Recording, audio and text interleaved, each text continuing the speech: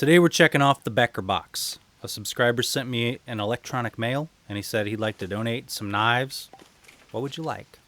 So either he likes this sort of YouTube bullshit, or because eventually I'm going to lose a limb, he wants to be the one who enabled it. That'll teach him to say mean things about Swiss Army knives. Both are good reasons though. And since people have been asking for Beckers, I said any Becker will do. But then because I'm an idiot, I also bought another Becker.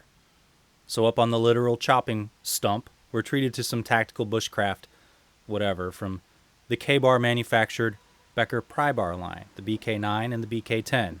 The BK10 being a small big-ass chopping knife, and the BK9 a standard big-ass chopping knife. See that the smaller one is the bigger number, and the bigger one is the smaller number. Both denoted by their sick-ass murdered-out appearance, same sized handles, but different blade sizes. Not pictured in this video, but also in their current lineup would be the BK7, a 7-inch version of the BK9, and the BK2, a similar size to the BK10, but with a slightly different blade shape for those who baton. There's also a few kukris, machetes, and smaller knives in the Becker current lineup, so collect all of those. But before we get into that, in a loud chorus, let's all say it together. How about the overall length and weight? With and without the sheath. Sorry, no blue lines. I know people will be upset about the blue lines. Also, you shouldn't use a knife for prying. I feel like I should state the obvious this time because someone said I shouldn't have hit my axe with the oversized bushcraft mallet on my last video. Blade size and cutting edge. Prying, as you know, is a job best left for a $100 Instagram Kickstarter mass drop titanium pry bar bottle opener thingy. Handle size and grip area. It'll go well with your $150 Rexford Rut and all of your other terrible life choices. Spine, handle thickness behind the edge. We don't know it now because we're still alive, but when the human race is extinct, robot anthropologists one day will use Damascus razor blades as an indicator of where it all went wrong. Tallnesses. The influencers, however, will shoulder most of the blame by trying to sell a planet full of dumbasses tons of useless artisan bullshit they don't need. They'd rather buy a pry bar than food for their family. Kinda like this. Hey bro, longtime fan of the channel. Like to know if you're interested in reviewing my Kickstarter neck knife. It's the first fixed blade with a virtual diamond ceramic detent and Bluetooth. Starts at $700 for the base model. Now I'm down to jokes that only people with the YouTube channels get. So the Becker BK9 and BK10, as the sorts of people who watch knife videos already know, is part of the collaboration between Becker Tool and Knife and K-Bar. K-Bar makes the damn knives for Monsieur Becker, and I have little interest in researching when that collaboration started.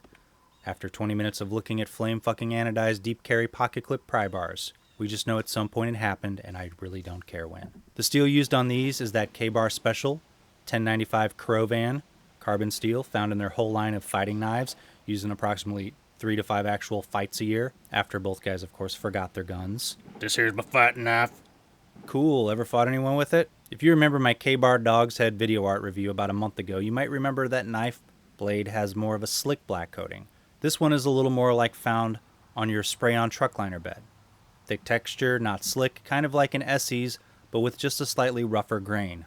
Both are flat ground knives, the BK9 and BK10, with 20 degree per side edge grinds, which should match up well to Spyderco's Sharpmaker 40 degree setting well.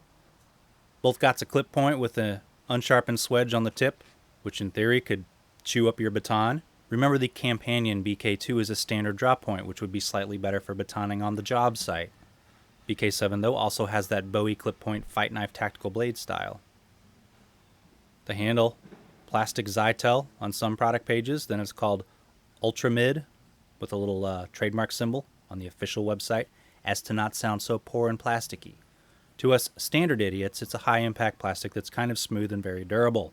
The handle is nice and meaty with a generous grip area, a reason why these knives are so popular with assholes who have YouTube channels and post on knife forums. You can buy some half the price of the knife $40 micarta handles, which I of course did. I learned from the Knife Nuts podcast that tooling is the biggest reason for high prices on what seem like simple objects. And if you have more of a problem with money than I do, you can find some G10 scales on Knife Connection for $60.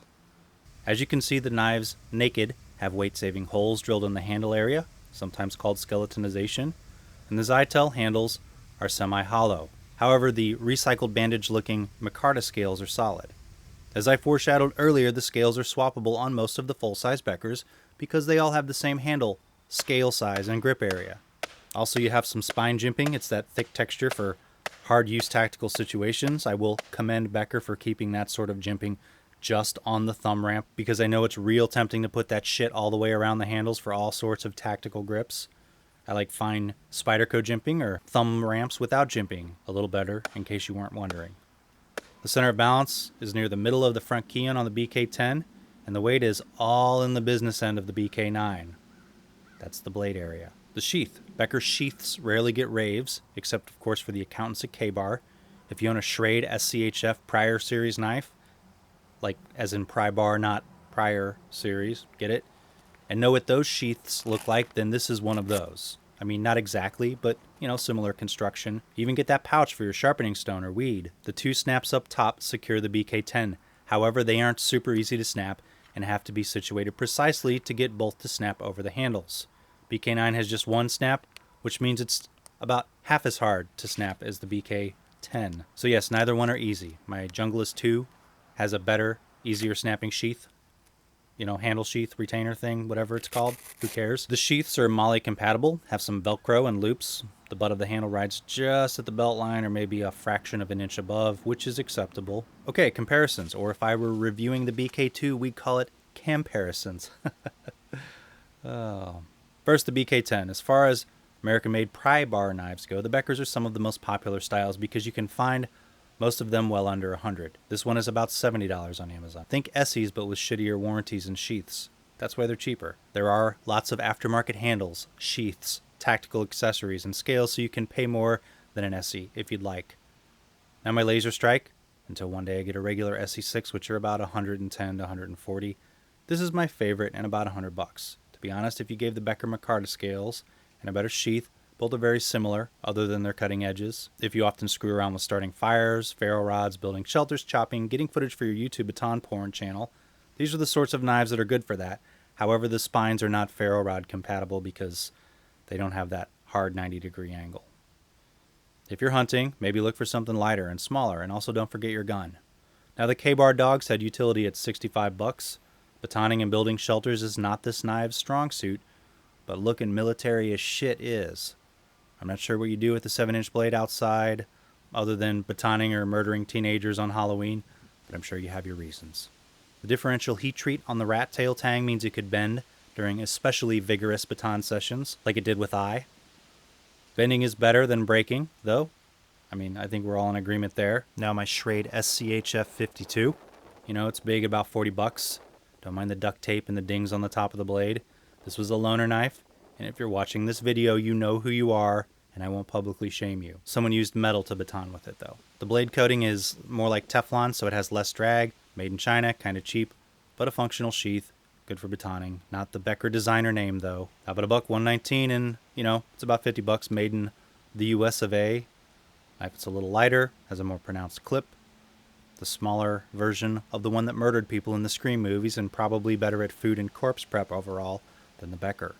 If I'm stabbing people in a horror movie, about horror movies, the glint of an uncoated blade would be slightly more menacing. Now the BK9, the biggest Becker knife on a technicality. The bigger Beckers are actually kukris or machetes and broadswords. It's often compared to the Esee Junglas or the Junglas II. Junglas. The Junglas is bigger, the Junglas II is smaller. I don't own the Junglas. We're just going to go with Junglas. I don't own the Junglas, but I do own the Junglas II, and it has a different center of gravity and feels heavier in the hand because of the larger handle, and the handle isn't skeletonized when compared to the BK9. I think all handles on fixed blades should be skeletonized. Now the Skrama. This knife has a very similar blade cutting edge and feels lighter in the hand. The Skrama is a good chopper with a larger, comfortable handle. Comes with a nice dangler sheath and costs about $100 shipped to the USA. Maybe a little bit less for the carbon steel flavor. Now I hope I'm going to say this right, Carothers HD 10-inch chopper. I plan on reviewing this one soon. Heavier in a good way though, as in the blade area, with a higher end steel. It's $500, so it's not something I could afford even with that massive tax cut my employer got this year.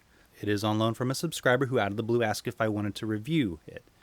I can't say if a $500 chopper is worth it, But if a knife were to be worth that much, maybe this is one. This may be one of the best choppers here out of all the non-axes seen in this video. Okay, maybe I do really like my Zombie Tools Vacra. This is actually a little bit better of a chopper. One of these days I'm going to buy a nice authentic kukri. I mean, I have a cheap one, but I like another. Until then, my Zombie Tools is my favorite, largest chopper. Are we done? We're getting close, right? Axes are for smart people, but big-ass knives are for people more like myself. Sometimes a dude needs to split and chop wood with a knife, just to prove himself. The BK10 is better as a standard knife with just a little wood play thrown in. The BK9, on the other hand, works better for full-on bushcraft LARPing. Thicker than a machete blade stock, so you can just go out and whack things. I prefer whacking kukris. However, kukris are not as good for batoning. So let's see here. You chop wood with your kukri. You bring your BK9 along for batoning. You bring your machete along for clearing brush. And then you bring your BK10 along to look cool. Then use your Spyderco Paramilitary 2 for the real knife stuff. If I had to give up one of the two knives seen in this video, I'd give up the BK10 because I have many lighter, slightly smaller knives that I can get the same amount of work done with. And by work, I mean screwing around in the backyard or at the campsite. If I slightly prefer Esees to Beckers, it's because of their better unconditional warranties and the nicer standard options. However, that skeletonized handle gives the Beckers an edge over the similar sized Esees in lightness in the palm. Plus, they're cheaper. The blades should never break, but sometimes they do. The more you whack on them or pry with them, the more likely that is to happen. If you plan on batoning 3-inch or less logs, then maybe go with the BK2 instead of the BK10, just to further confuse you because of the BK2 is the drop point. I think I prefer the BK9 to my Junglas II slightly, although I have to wait a little longer to let you know for sure. The handle with the micarta scales has a bit better palm swell than the Esee and feels a little less loose in the hand than the Junglas II. And remember, children, knives with slight drop points are best for log whacking. If you like this sort of review, subscribe to the channel, donate to my Patreon, give the video a thumbs up. Happy Halloween. Thanks for watching.